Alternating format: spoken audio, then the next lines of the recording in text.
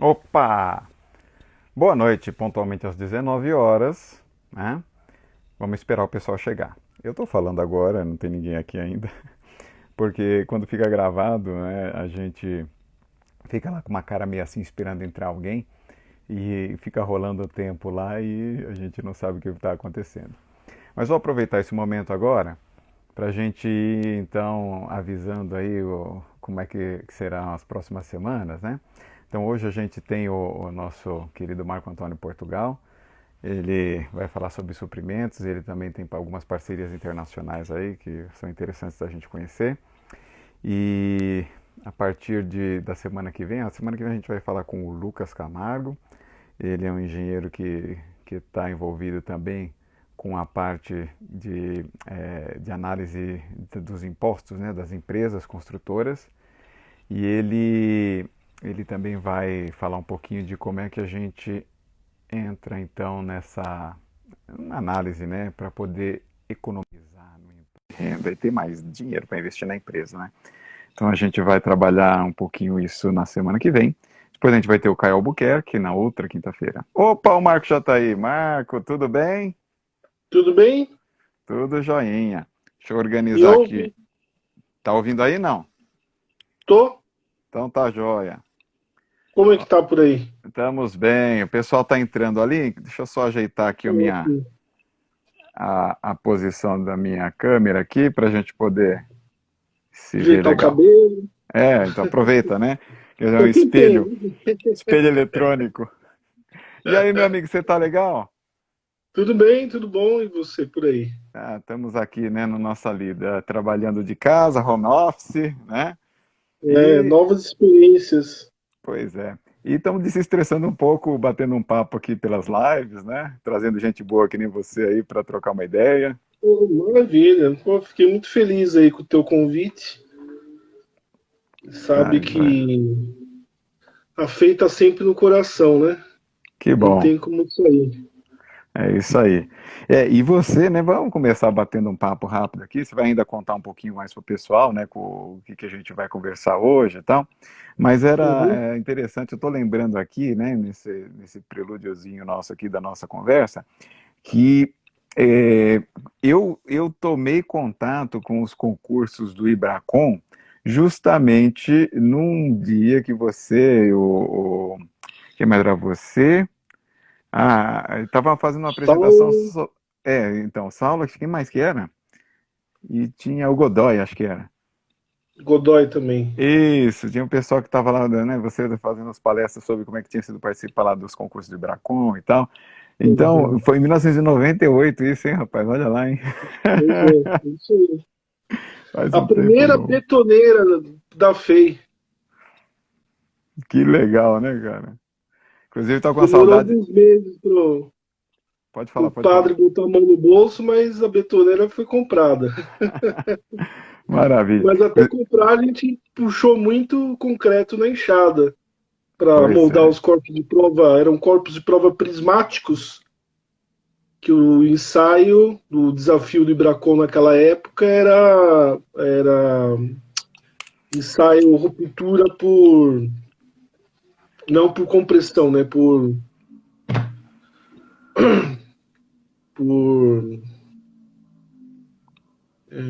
Era flexão. flexão, Isso, isso. a prismática, Me flexão. fugiu a palavra. Por flexão. Tranquilo. E trabalhava com fibras dentro do concreto. Aditivo, fibra física, né? Fibra de tecido. Tinha uma estudante de engenharia química também do grupo, que fazia parte dos aditivos e principalmente o estudo sobre o aditivo de fibra. Pegamos, acho que fomos classificados pelo menos para participar, a gente foi para o congresso foi lá em Ribeirão Preto, Poxa, foi o legal. primeiro congresso que a FEI participou, foi em 98, e pegamos terceiro ou quarto lugar, alguma coisa assim. Tinham 6 participantes. Ah, mas foi uma colocação boa, né? Falar aí, deixamos alguém para trás também, né? Era pouco conhecido ainda. O Ibracon acho que já tinha. já há algum tempo esse tipo de congresso, mas os desafios para os estudantes era alguma coisa muito nova, muito recente. Perfeito. Diferente do que eu tenho acompanhado aí nos últimos anos, que já tem outras características, né? Desafios bem mais complexos, a participação maior Bastante, hein? Olha. e uma boa colocação da FEI que tem deixado bastante orgulhoso. É, não, como é que é? Parabéns. Demorou um pouquinho pra gente chegar lá de novo, né, no pódio, mas enfim. A gente, depois que chegou, aí continuou sempre. O pessoal tá mantendo bem lá e agora, né, eu fiquei 16 anos coordenando o projeto, agora o professor Rui Barbosa, né, tá lá, Uhum, muito competente sim. também. Então, estamos aí numa nova fase, vamos colocar assim. Muito legal. Peraí, acho que melhor assim. Opa, melhorou mesmo. Tá Então, bom. isso aí é época boa, né? Que a gente lembra, recorda. E aí eu queria que você contasse um pouquinho para o pessoal, Marco. Tem bastante gente aí que está no início de carreira, tem alguns alunos também assistindo e tal. Como é que foi um pouco da sua trajetória, né? Porque, assim, uma coisa importante que eu menciono, o Marco é autor de livro, né? Tem também umas parcerias aí com alguns sites e aplicativos internacionais aí para suprimentos, não é isso? Queria que você contasse um pouquinho dessa tua trajetória aí e Bom, desse uma dica também. desse assunto que a gente separou para hoje, e de suprimentos, né? é, Eu lembro muito de uma pergunta do professor Castanheira em aula. Grande Você deve ter Castanheira. tido aula com ele, né? Foi, Ele foi. perguntou, certamente ele fez a pergunta também, você deve saber a resposta. A diferença de um leigo para um engenheiro. Se, se ele perguntava se você sabia, né? Todo mundo respondia que não, né? Ele, resumidamente, falava, é $1. A diferença é $1. Porque o que o leigo gasta para fazer por $2, o engenheiro faz por $1. Então, o assunto gestão de suprimentos tem muito a ver com essa síntese de informação, né? Que, diferentemente do que muitos possam pensar que é só fazer compras, o engenheiro de suprimentos não faz, não é um comprador, né? O engenheiro de suprimentos tem uma participação e um envolvimento dentro da estrutura de uma construtora que às vezes até é protagonista principal dentro de um contrato, dentro de um projeto, de uma obra. Pode salvar a obra ou afundar o negócio. Que é uma outra coisa que a gente aprende depois que sai da escola, né? Passou para o outro lado, é dinheiro. Né? Como é que é? Primeira lição que eu tive como estagiário ainda, eu lembro o engenheiro com que me contratou como estagiário, 2 anos antes de me formar. Ele falou, Marco, engenharia é legal, importante, o que a gente aprende, né? E isso a gente vai aplicar naturalmente porque é da nossa formação.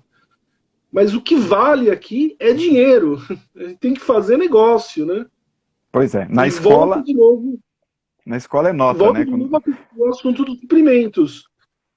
Porque na gestão de suprimentos de uma obra, tem a competência técnica ali envolvida, que não é só pegar um projeto e identificar os materiais, a quantidade e os tipos de materiais que são comprados, mas fazer até estudos de reengenharia, eventualmente, buscar alternativas de solução tecnológica ou solução de execução de obra que possam eventualmente viabilizar um outro processo executivo que seja de custo menor ou de um prazo menor, ou enfim, que traga algum benefício para o projeto.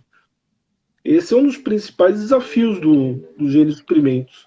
E Perfeito. associado a isso, buscar boas contratações, quer sejam de serviços, ou seja, os subempreiteiros, né? A gataiada, como o pessoal costuma chamar no mercado, né? Os gatinhos esconde tudo. Eu vim aprender que gatinho é porque esconde a sujeira debaixo da areia, né? Só faz cagada. Mas, enfim, as empresas que são parceiras da construtora Que na construtora, outra ideia que a gente tem também quando faz a formação acadêmica, né? Eu vou ser engenheiro de obra e vou executar a obra.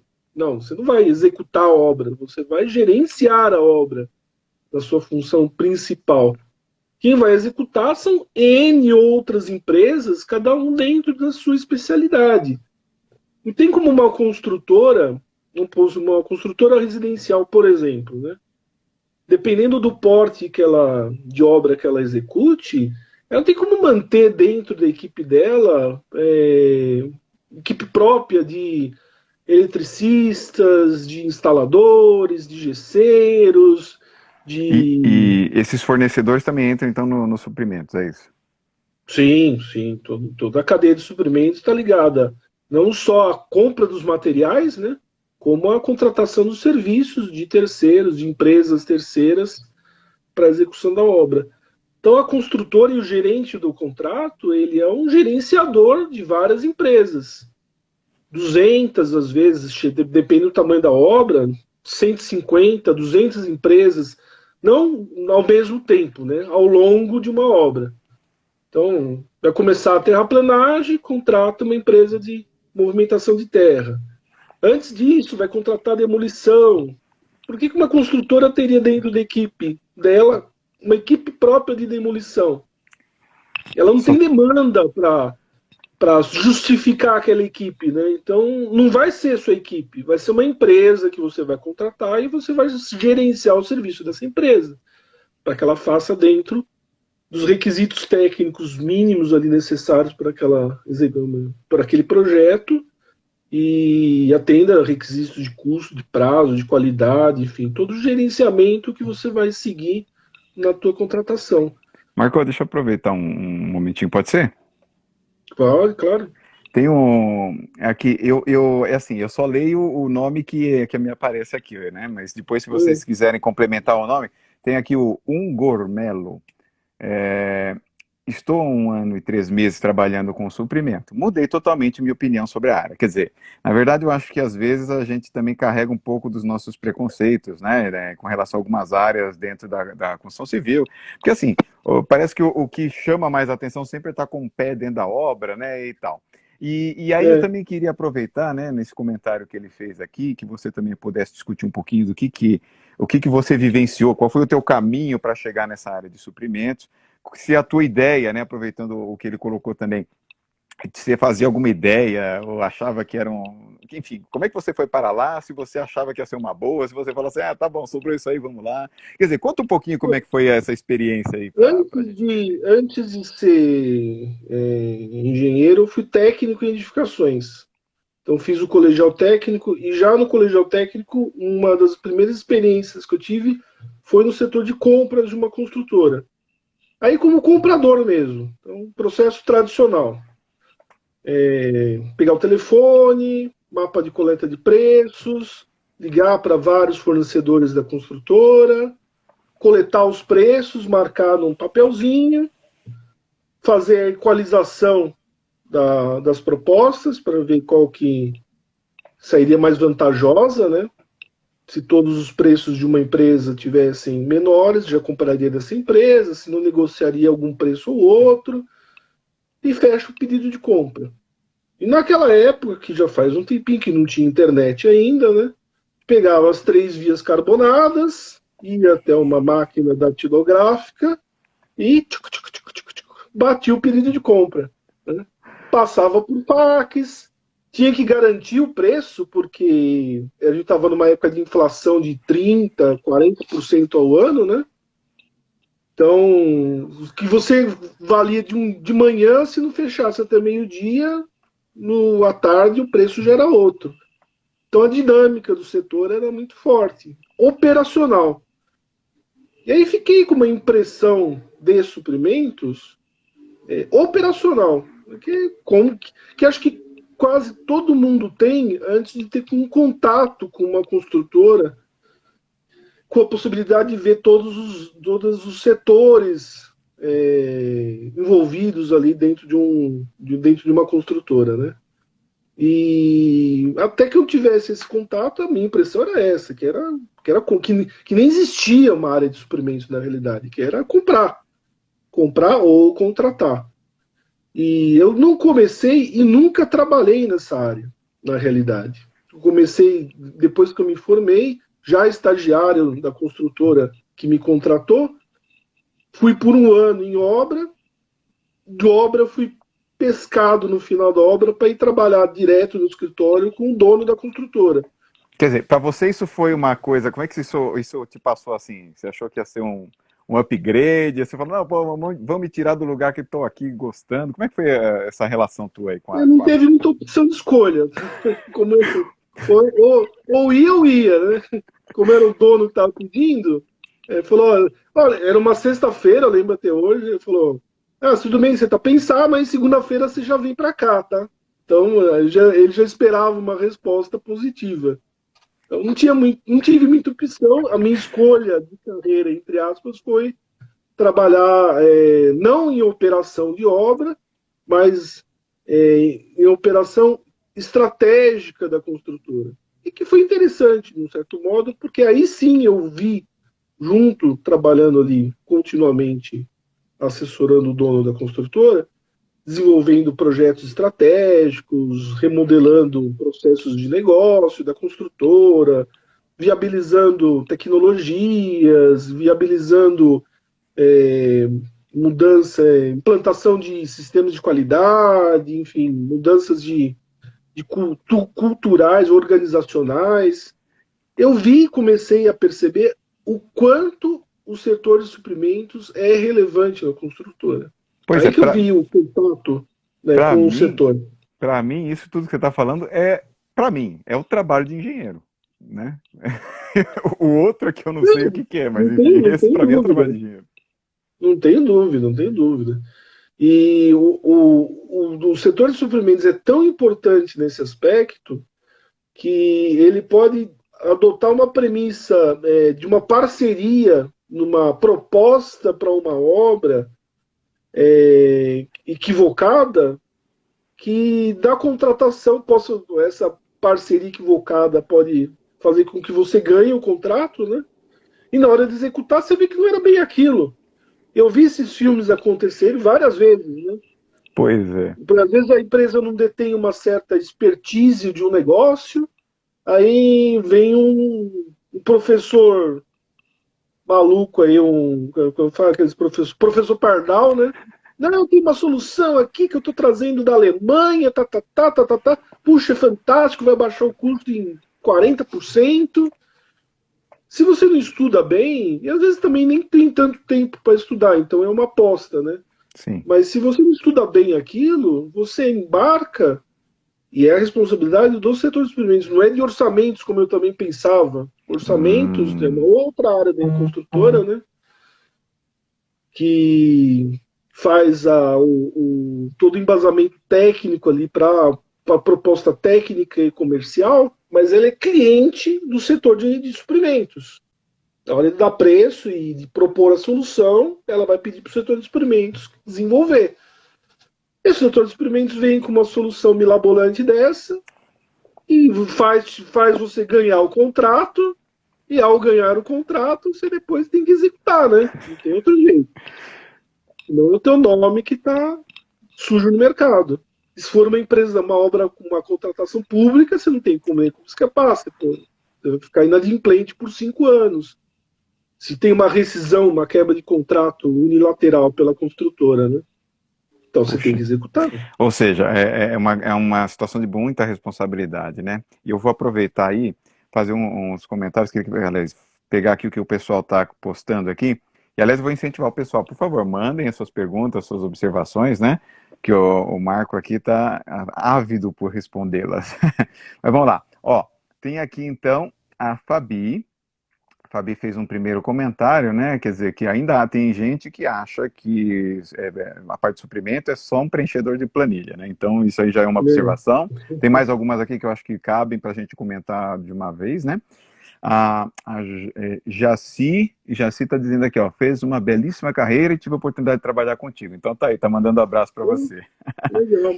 Serginho Gussen, que nós entrevistamos aí aqui nas nossas lives também. Serginho conheço. Aí, as análises em suprimentos são muito grandes, tem muita responsabilidade e reflete o trabalho da ponta, né? Ou seja, lá na frente, né, a responsabilidade. E a Fabi complementa aqui. Além de ser um departamento de administração de conflitos, olha que coisa importante o que ela falou agora, hein? Junto aos fornecedores e engenharia. Quer dizer, tem muita coisa envolvida, né, Marco? Vamos comentar isso aí. Não, eu já contratei psicólogo para atrapalhar nessas entre o departamento comercial, o departamento de orçamentos e o departamento de suprimentos, exatamente para tratar o conflito interno que existia, que é muito grande. E dependendo do modelo que a construtora adota de execução do negócio, a centralização ou a descentralização desse tipo de serviço também pesa nesse tipo de conflito. Ou seja, se as obras não têm autonomia para comprar, só o escritório central que compra, quando dá errado, o escritório central compra errado. Quando dá certo, o escritório central não fez mais que a obrigação. Então gera um atrito muito forte entre obra e escritório. E quando está todo mundo dentro da mesma empresa, né? Isso que é mais interessante. Mas é uma. Aí você busca soluções em paralelo para tentar minimizar esse tipo de atrito com tecnologia, né? Com apontamentos eletrônicos, com transparência no processo, com tecnologia, que por incrível que pareça, e é uma coisa que eu venho estudando nos últimos 2 anos, no nosso setor é muito tradicional ainda na relação de suprimentos, né? A gente remete no início de carreira, quando fazia cotação por telefone, passava fax para pegar proposta e tudo mais. Isso de lá para cá mudou muito pouco. Puxa. Ainda se usa preponderantemente o telefone, eventualmente e-mail, né? Muitas vezes uma tabelinha, talvez hoje já mais um WhatsApp, mas não tem desenvolvimentos dentro da nossa profissão, do nosso setor econômico, né? Isso não só no Brasil, em vários países estão no mesmo nível, né? Comparado, por exemplo, a outras engenharias, que nos levem a poder fazer um processo industrial da construção. A gente não tem minimamente uma codificação de insumos padronizada. Pois é. Cada fornecedor chama de um nome, cada fornecedor tem um jeito. Você equalizar, comparar produtos é extremamente complexo, porque você não tem famílias, você não tem organização nenhuma. Diferente de outras engenharias, né, que eu desenvolvo. Tudo bem que a indústria demanda pelo produto, né? Então aquele insumo nem existe na realidade, até que o produto, o carro, por exemplo, né, faça com que ele exista. Eu quero uma peça de tal jeito. Então ali você É encomendado, né? chancela aquela peça e põe fabricantes, daí tem os similares que acabam fazendo uma peça aproximada, mas você tem um padrão que é demandado pelo produto. Construção civil é modelagem, né? Cada obra é uma diferença. Então a gente tem os insumos sendo aplicados no produto, insumos diversos. Então a gente tem primeiro produto, primeiro insumo para depois ter o produto. Inverte a operação. Talvez esse seja um dos dificultadores de ter uma padronização de insumos. É perfeito, acho que a tua colocação foi muito importante. Quer dizer, na verdade a construção civil ela é um negócio ímpar mesmo se você comparar com outro tipo de indústria, porque primeiro que a fábrica vai mudando de lugar, né? Quer dizer, o produto não sai da fábrica para ser entregue, a fábrica é que vai até o local para entregar o produto lá, né? Isso já é um diferencial gigantesco. Essa outra observação tua também é muito importante, né? Quer dizer, porque você já tem toda uma indústria com materiais ali que já são meio que. Aí sim, né? Tem uma certa padronização em algum nível, que as normas acabam favorecendo. Mas assim, o mercado já está lá posto com aquilo sendo produzido e oferecido, e você tem que ajustar a sua necessidade ao que tem, né? Que é totalmente diferente da indústria automobilística, como eu acho que você estava sugerindo, que aí você tem Uhum, um projeto do veículo, aí você encomenda a ferramenta, você encomenda a peça, quer dizer, tudo é uma cadeia de suprimentos, mas é bem focada para o produto em que você vai uhum, desenvolver, né? Então acho que assim, uhum, essa é uma diferença impressionante. E tem uma questão que você estava colocando, a parte de tecnologia, né? Que você começou a falar assim, eu já vi o cenário. Você falou, começou falando que tinha que datilografar, né? Aí depois você uhum, falou, muda muito pouco. Eu falei, pois é, agora a gente digita, né? Mas continua sendo mais ou menos o mesmo processo. E eu tenho, assim, muitas coisas interessantes aqui para comentar, porque, por exemplo, temos assim, ideias, né, inclusive de TCC, pesquisas, né, que o pessoal tem desenvolvido e uhum, proposto, em usar, por exemplo, o RFID, né, a radiofrequência, para poder fazer uhum, controle, né, de estoque, de ferramenta, para onde está indo as ferramentas, etc. Controle também de EPI dos funcionários, quer dizer, tem uhum, várias uhum. sugestões que a gente tem observado aqui, né? Então eu não sei, quer dizer, você percebe que isso já entrou de alguma maneira no mercado, porque eu sei que você também tem trabalhado, né, com algumas parcerias, alguns sites, Uhum, aplicativos aí, né, do setor, em termos internacionais, inclusive. Então eu queria que você pudesse uhum. realmente comentar um pouquinho mais sobre isso, Marco. Olha, eu já tive experiência de projeto com RFID. Na verdade, nasceu até de uma demanda de um dos contratantes nossos, que foi a Petrobras, com quem eu trabalhei. E aí fazia sentido porque você tinha insumos, uma gacheta, um- uma, uma válvula. Às vezes uma peça custava 25 mil reais na montagem industrial. Então a rastreabilidade desses insumos de alto valor unitário fazia sentido você implementar uma solução de rastreamento do canteiro de obra daqueles insumos. E em carona com isso, você tem produtividade, você vai buscando outros engajamentos de informação, né? Mas muito embrionário, mesmo nesses setores mais desenvolvidos, que seria mais com mais investimento, com um nível maior de investimento, com mais bala na agulha, né? Mesmo esses setores ainda muito embrionários, nunca me esbarrei com nada que virasse produto efetivamente mercado, né? E eu tinha um anseio para atuar nesse setor que me levou a um pouco mais de um ano montar um produto, um negócio que chama Views, que é um site de compras para construção civil.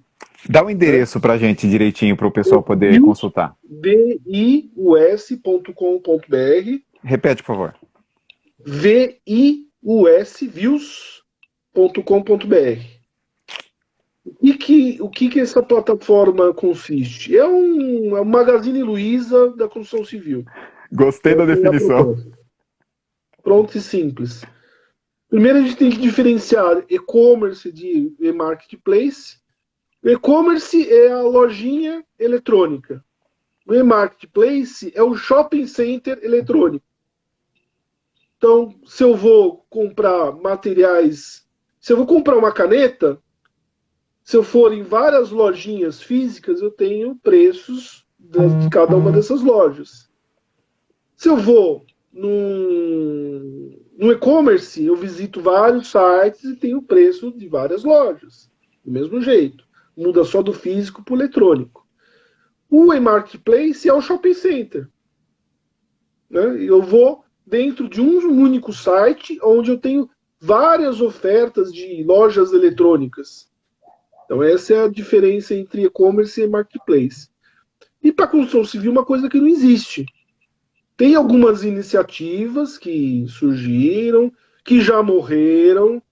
Hoje a gente tem muito bem definido quais são as dificuldades para implementação.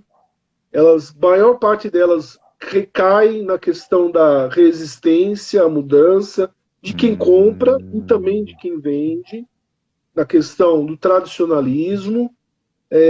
A desorganização do comércio é monstruosa, monstruosa. mais de 50% dos lojistas, distribuidores, comerciantes não sabem o que é tecnologia, fazem gestão da ponta do lápis. Ou seja, eu vou vender, tem um telefone na minha mesa, é assim mesmo. O telefone toca, preciso de 300 sacos de cimento.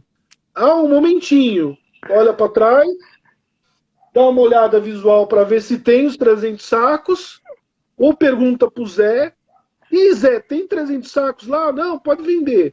E vende. Tem a gestão de uma... Falando de lojinha pequena, de lojas grandes de varejo. Nesses últimos anos, a gente entrevistou alguns lojistas e eles reconheceram a potencialidade de vender pela internet. Os indicadores de outros setores já traziam que as vendas de uma loja aumentam em até 30%. Puxa. E do setor de construção civil, das que eu entrevistei, se confirmou, se aumenta isso mesmo. Só que as iniciativas que tiveram dessas empresas que a gente conversou pararam exatamente por esses gargalos. Organização digital, organização de estoque, dificuldade de formar preço. Poxa, eu vendo com o mesmo preço que eu vendo por loja física, eu vendo na internet, ou eu faço um preço diferenciado, então fica com dúvida da estratégia de negócio. É falta de formação administrativa mesmo, né? Então é uma área que muito difícil de uma forma tradicional quebrar o tradicionalismo, ou seja, você tentar implementar um varejo eletrônico da forma como foi implementado em outros setores, no setor da construção civil, não funciona. Tem que buscar outros meios de implementação. E nesses meios a gente esbarrou com uma plataforma bastante interessante portuguesa, que é a ConstruSpace. Aí é um outro site, é construspace.com.br. Hoje já tem a versão, já fizemos a versão brasileira, que em rápidas conversas nós conseguimos formar uma joint venture. Assinamos no final, no começo desse ano, na verdade, até o contrato vir para o Brasil e tal. Então, no começo desse ano, nós assinamos a joint venture, tropicalizamos a plataforma. Isso foi um trabalho de 3 meses. Eu falar, poxa, mas é português, né? Mas lá chamam de betão, aqui é concreto. E vai vários termos. Brasileirar, né? Lá chamam de concurso, aqui a gente chama de concorrência, proposta, enfim. E às vezes uma palavrinha que você coloca ali, você começa a seguir o processo da ferramenta, perde totalmente o sentido. Não, vai, troca, reformula. Então nós fizemos isso nos últimos 3, 4 meses iniciais aí do ano. Aproveitamos para fazer alguns ajustes de sugestões de melhoria. E a plataforma foi liberada para uso recentemente. Ela está disponível no mercado de forma gratuita até outubro. E ela tem um custo de assinatura a partir de um certo volume de movimentação.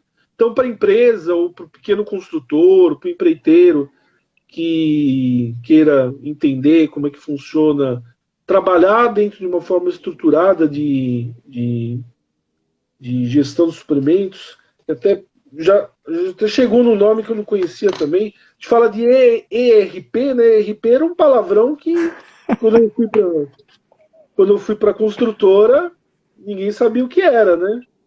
ERP é um sistema de gestão, tipo, tem os grandes hoje, né? O SAP, Oracle, que são os internacionais, tem o TOTUS, que é nacional. Tem alguns específicos do setor da construção civil, mas o ERP é o que faz todo o processo de gestão de forma eletrônica da construtora, né? De qualquer empresa. Mas falando aqui de construtora, da construtora. E o que eu não conhecia, que era o SERM, Já tinha ouvido falar de CRM, né? Que era a relação, é o sistema a fazer relação de contatos comerciais, né?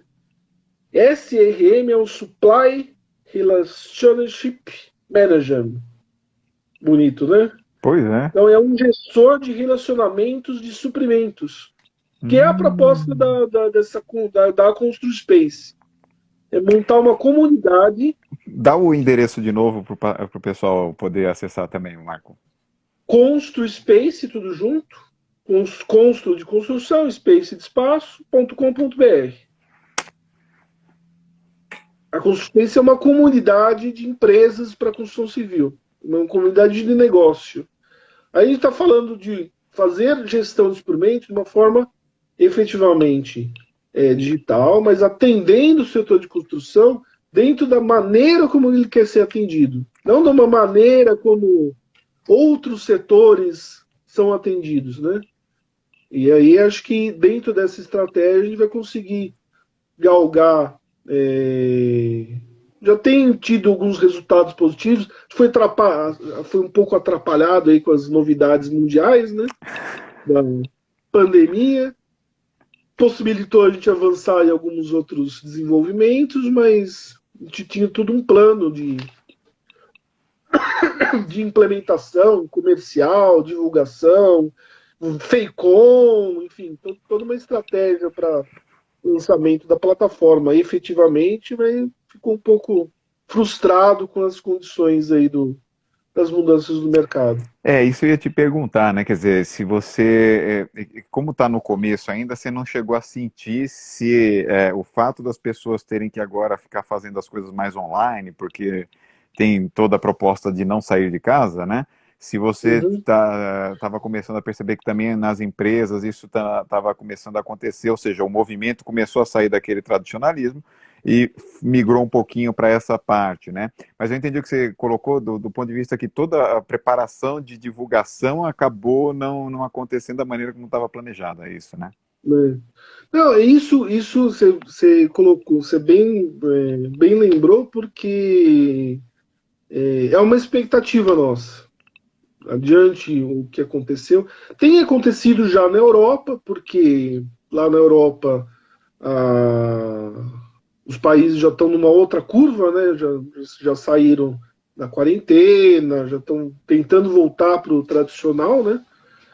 Mas já estão percebendo que existe um outro mundo. O que a gente pode fazer, não que seja essa rotulação que tem se colocado aí do novo amanhã, né? Alguma coisa assim que eles colocam. Não, é perceber efetivamente que existe ali uma oportunidade de ser disruptivo.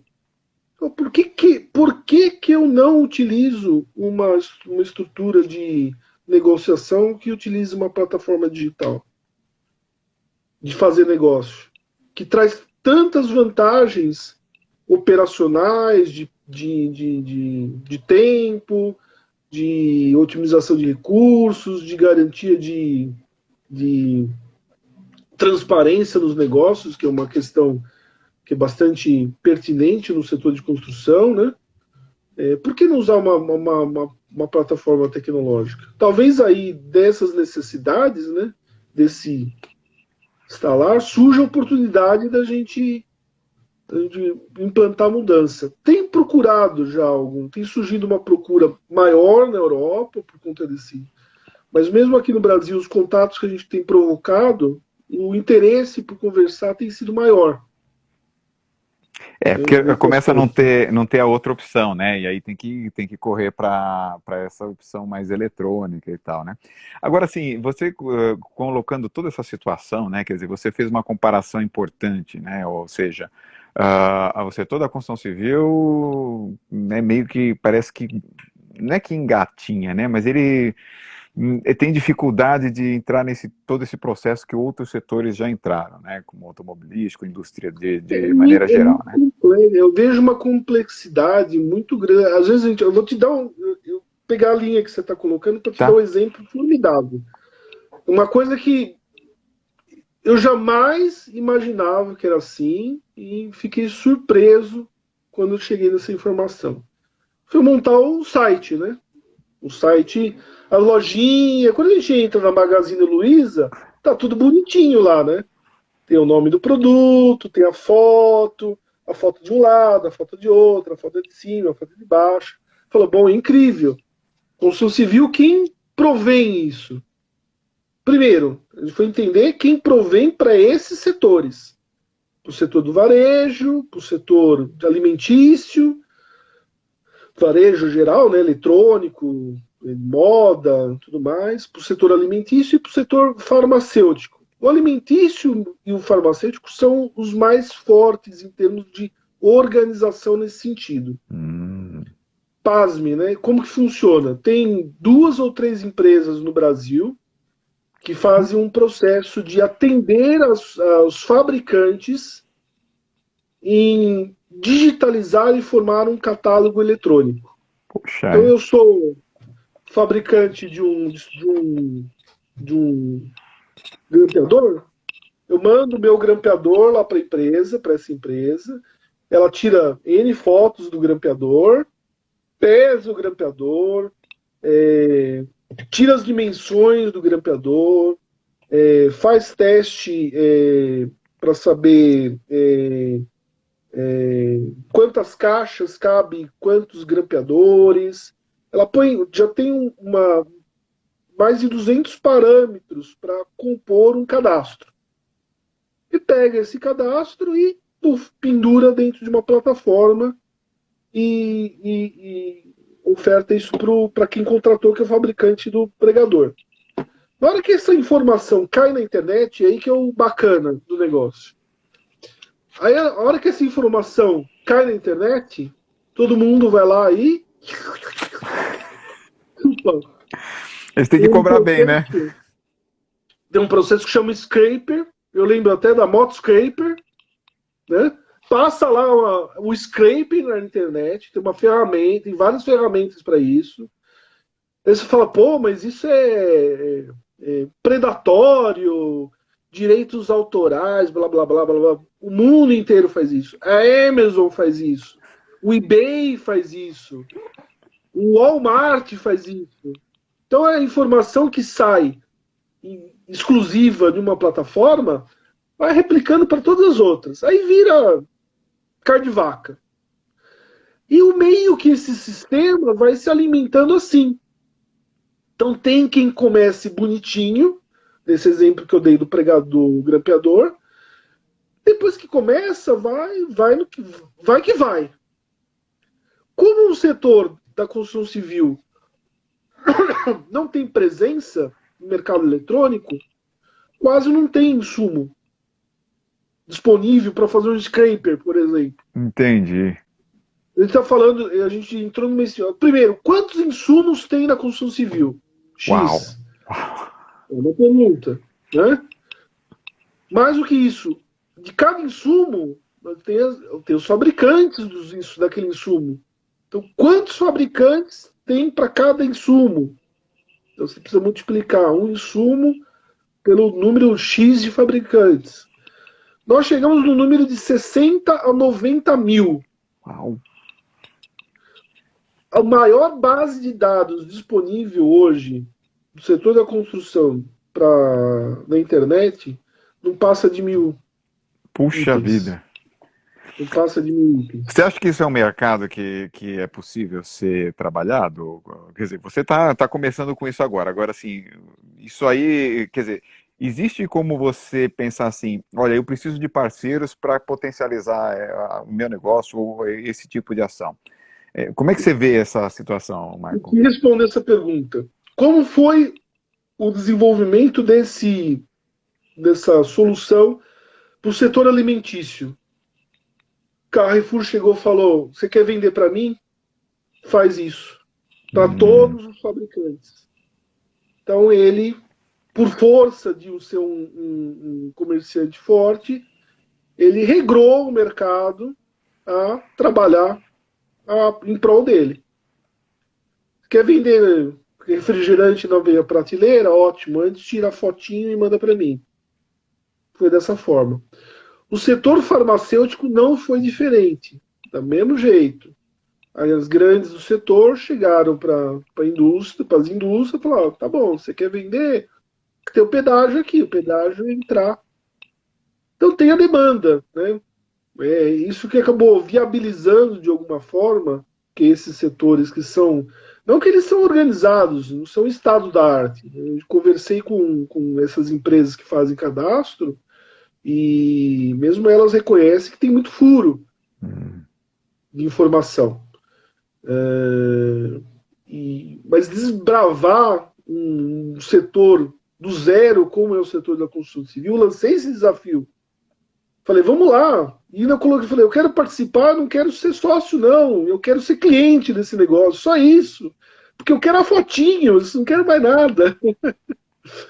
Falou, todo mundo correu. Tá, não é o momento, tá, vamos ver mais para frente. Então tem uma lacuna a ser preenchida. Tentou buscar uma solução com isso paralelamente, envolvendo BIM. Falou, será Hum. que modelagem puxa? Daí conversamos com um especialista de BIM. Ele falou, não, não, não faça isso, é muito pior. Que daí você entra numa outra discussão que cai no mesmo celeuma, que é o seguinte, por exemplo, uma indústria vai lançar um produto, começa a fazer a modelagem digital daquele produto. Não tem padronização também. Por quê? Porque tem o Revit, tem o BIM, que é do Google, cada um tem um código diferente, tem uma nomenclatura diferente, ele tem que desenvolver vários modelos para atender. Não tem uma estandarização que um modelo sirva para todas as plataformas de BIM.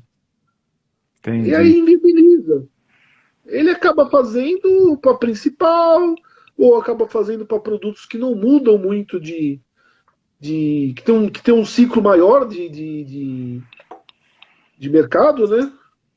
Mas normalmente produto de acabamento tem 6 meses. E a modelagem demora 4 meses. Então termina a modelagem e já está descontinuado. Então não vale a pena fazer. Impressionante isso, cara. É Então, muita especificidade, né?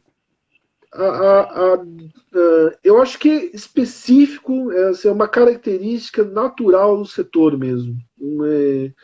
Como fazer, ainda tem que juntar um pouquinho daqui, juntar um pouquinho dali, buscar alguma outra forma de buscar atender, porque é uma necessidade, buscar entender a informação para que você possa comprar de uma forma estruturada, trabalhar tudo dentro da mesma nomenclatura, dentro da mesma informação, da mesma base, né?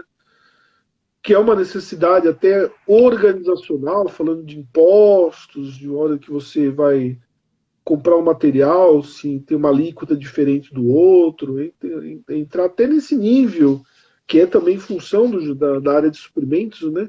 Entrar nesse nível de discussão. Se eu vou Ou seja, importar um material, não fica só por na parte da exemplo, normatização, né? Quer dizer, a norma existe lá, você tem que padronizar algo de alguma maneira, minimamente, né, o produto para ele entrar no mercado, com garantia para a sociedade, segurança e tal. Mas isso que a gente está uhum, discutindo já vai num outro nível, bem além, né? sim, a normatização é um de N requisitos. Vou comprar um material que atende ou não a norma. Vou comprar um material que atende a qual norma, né? Quais normas? Todas, uma parte. Então, esse é um de N outros requisitos que possam envolver uma, antes de formular um processo de convite, de coleta de preços no mercado. Primeiro eu preciso entender o que eu quero comprar, né? Não adianta eu preciso comprar tal material e sair pesquisando. Mas você quer qual espessura? Com qual acabamento de tinta? Vamos jogar alguns exemplos. Com qual tinta? Com qual resistência ao fogo? Resistência a quais intempéries? E por aí vai. Aí você fala, poxa, tem uma gama de especificações, às vezes um único insumo, que se eu não tenho isso tudo estruturado dentro de um planejamento de suprimentos, é complicado a hora que você precisa comprar, porque o pedreiro está lá parado esperando pelo material, né? Isso é o que a gente mais se arrepia de pensar, né? Marco, nós estamos E quem chegando. acredita, é o que mais acontece, Pior por que é, incrível né? que pareça. Aí fala, Nós- não, é nas construtoras pequenas. Eu falo, não, não, né, nas grandes também. Pois é. Nós estamos chegando nos últimos 10 minutos e, assim, o cuidado que a gente tem que ter aqui é encerrar antes deles cortarem a gente, porque senão a gente não consegue deixar gravada a live, né? Ah, Então, legal. eu vou aproveitar agora, dar uma lidinha em algumas observações que o pessoal nos mandou. Aí eu vou pedir para você mais alguns comentários e tal, e a gente depois vai começar a despedir. E eu acho que o assunto valeria até a gente depois pensar num outro momento, marcar alguma coisa para a gente discutir talvez algumas coisas mais específicas de suprimentos, que olha, você está mostrando Perfeito. um universo que a gente não, aqui de fora a gente não consegue, né, saber exatamente o quão complexo ele é. Então você está trazendo boas informações para a gente. Então eu vou dar uma lidinha Legal, no que que o bom. pessoal colocou aqui para a gente. Ó. A Fabi está mandando aqui um abraço para você, que começou a trabalhar contigo, né, na área de Lembro suprimentos. Então dela. está mandando um grande abraço aqui. Tem um Beijão, grande Fabi. amigo, né? Um grande amigo meu, Kleber, ele trabalha no setor alimentício, né? E aí ele está falando assim, ó, o professor Pardal tem todos os segmentos, né? Ele achou bacana que você colocou, tá cheio.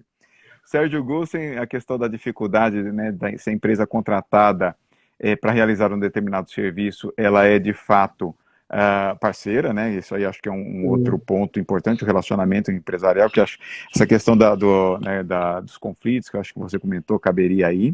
Né? Ah, já se colocando de novo a questão da responsabilidade.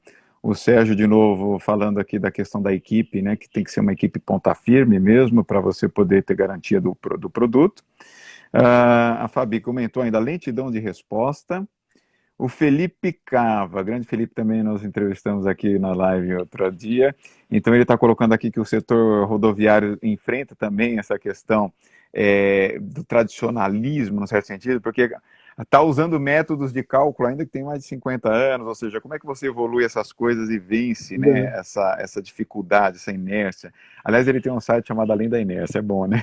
Ainda não, eu conheço. Então tá aqui, ó. E o pessoal, né? Eu vou pedir desculpa se a gente não conseguiu mencionar todo mundo, né? Se por acaso faltou alguma coisa que vocês queriam comentar e não deu, a live vai ficar gravada. Vocês podem fazer os comentários lá, né? Tanto, né, se o Marco receber algum, depois ele manda também para a gente poder colocar no meu perfil lá. Mas manda para a gente que a gente vai ainda mantendo aí durante a semana um diálogo a respeito disso, né? Marco, eu queria que você pudesse dar Sim, agora, dar um caminho aí pode para quem mandar, está. né? Oi, pois Entrar não. lá no LinkedIn, Bom, ou não sei se dá para mandar aqui pelo Instagram também, no a gente vai Facebook. encaminhando, né? Eu, Tá com eu coloco. dúvida, alguma coisa que queira esclarecer, você está com uma dificuldade, uma sugestão, pô, tô à disposição.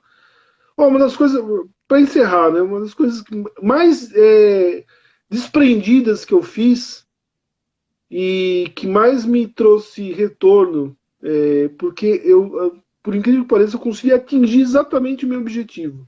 Foi o livro. Um livro. Muito bem lembrado. Esse aí. Ele tá virado pra gente, mas é como gerenciar projetos de construção civil. É que aparece espelhado para nós, mas Dá pra ver a carinha da capinha dele, pelo é menos, né? esse daí. Como é que é a editora? Como é que o pessoal acha ele para comprar, Marco? Olha, Coloca aí. foi qual que era o objetivo do livro? Era trazer esse bate-papo. Pô, me formei, e aí? Eu acredito que eu passei por uma carreira que me propiciou não só entender essa transição como, como protagonista e como espectador, né, em vários cenários, e como entender como todo o mercado, de uma certa forma, funciona. Né? Mercado imobiliário, mercado de grandes construções, infraestrutura, contratações tal. Falei, poxa, nada disso está reunido em nenhum lugar. Eu falei, vou reunir e vou contar um pouquinho. Né? Foi da forma mais esplendida possível, foi da forma de passar assim, sentimento mesmo, né? E bateu com os comentários, as críticas que eu tenho recebido do livro. Pô, valeu, porque me ajudou no início da carreira, ou a linguagem foi adequada, porque não adianta fazer uma linguagem técnica pesada, que é um livro de gestão, não é um livro técnico, né? Então foi bacana, foi legal. Para comprar tem em tudo quanto é lugar, tá? Na Amazon, na Google, na Saraiva. É só entrar aí, tem para tudo quanto é gosto. Que Tem com maravilha. promoção, sem promoção, tem físico, tem digital. Eu prefiro digital, sinceramente. Mais barato, né? E não ocupa espaço. Muito legal. Nossa, mas é fantástico. Olha, que era uma das coisas também que eu já estava divulgando, né? Que você é autor de livro e tal. E assim, então o caminho, né? Que eu estava dizendo assim, olha, que dica você dá para quem está querendo começar a se embrenhar nessa área de suprimentos? Então, quer dizer, acho que a boa dica é o teu livro, é isso? Meu livro, um dos capítulos é o suprimento. Essa mesma história que eu resumidamente tentei colocar aqui, lá fala de uma forma um pouquinho maior e passa por todas as áreas de uma construtora. Suprimentos, orçamentos, comercial, produção, tecnologia da informação, qualidade, segurança do trabalho, né? Planejamento, a administração, entendeu? Já sai um pouco do foco da engenharia, mas a administração do contrato como um todo, né? Então, o livro fala de um pouquinho de cada uma dessas áreas, como que é a dinâmica, né, entre o início, a obra, o escritório, como que a construtora trabalha, quais são as possibilidades de trabalho, né, de uma estruturação de um negócio, vai nessa linha. Muito legal. Eu me inspirei num livro muito interessante que chama com, O Edifício até a Sua Cobertura, Perfeito, Azevedo, muito do bom, Azevedo. muito Isso. bom. Eu fui na mesma linha de linguagem. Falei, pô, vou começar uma obra, contar uma obra, né? Ele faz isso, né? Só que ele faz todos os passos técnicos de construção de um edifício. Eu falo, vou fazer todos os passos de gestão. Tentei buscar na mesma linha. Acho que consegui. Muito legal. E Nossa, tem a sequência do livro dele, que é difícil seu acabamento, acho que é sim, sim, o sim, isso segundo mesmo. livro. Né? Muito legal, É Marco. isso, estamos aí. Fala de novo o título do livro, por favor. Como gerenciar projetos de construção civil. Marco Antônio Portugal, a editora Marco Portugal, editora Brasport. Brasport. Então, pessoal, olha lá, fica uma dica excelente. Marco é um profissional de primeira linha, como vocês já perceberam, né? E assim, Marco, você nesse teu trabalho aí, tem um bocado de gente que acompanha as lives aqui, que também está se embrenhando aí no começo, montando empresa e tal. Então, podem consultar você, você dá Claro, suporte também nessas condições aí. total, total. Uma das minhas atividades hoje é dar suporte às famosas startups, né? Perfeito. Então, pode procurar, fique à vontade, vai ser um prazer dar o caminho das águas. Que maravilha. Olha, nós estamos com 2 minutos, então eu vou fazer uma rápida propagandinha das próximas semanas aí, e aí na Vai lá. sequência a gente vai fazendo a nossa despedida. Então, hoje tivemos então o prazer fantástico de estar com o Marco aqui, um profissional de primeira linha, e semana que vem nós vamos estar com outro profissional muito bacana, que é o Lucas, Lucas Camargo. O Lucas, ele é um engenheiro civil que agora está trabalhando com a análise dos impostos que as empresas têm que pagar, e ele também então consegue enxergar o que é que de fato você tem que pagar ou não, né? Para poder garantir que vai sobrar alguma coisa. Então, uma das coisas importantíssimas que uma empresa brasileira tem que saber, tá? E na outra semana a gente tem o Caio Albuquerque, que está lá na Argentina, está trabalhando lá, então a gente vai conhecer um pouco dessa experiência. Marco, temos 1 minuto, dá um tchau pro pessoal e eu vou encerrando daqui a pouco. Obrigado, sucesso a todos, curte, um abração, foi um prazer de novo falar com você. Muito feliz pela essa oportunidade que você me deu.